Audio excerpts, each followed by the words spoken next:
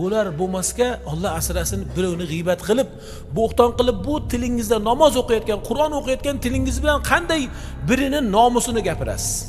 Qanday birini g'iybat qilasiz? Ayniqsa mana bu so'kinishlar, yoshlar ehtiyot bo'ling. Payg'ambar alayhissalatu vasallam aytdilarki, "Sibabul muslimi fusuqun" dedilar. Musulmonni so'kishligi bu fosiqligi dedilar. Allohni g'azabiga keltiradigan, Allohni rozi qilmaydigan, Rasulullohni xafa qiladigan, mu'minlarni xafa qiladigan so'z bu og'zingizdan chiqmasin. Qanaqadir bir haligi musulmonni og'zidan chiqmaydigan gaplarni gapirganlarda o'sha vaqtda qaytaramiz. O'y, birodar, bu tilingiz bilan siz Qur'on o'qiysiz, ehtiyot bo'ling.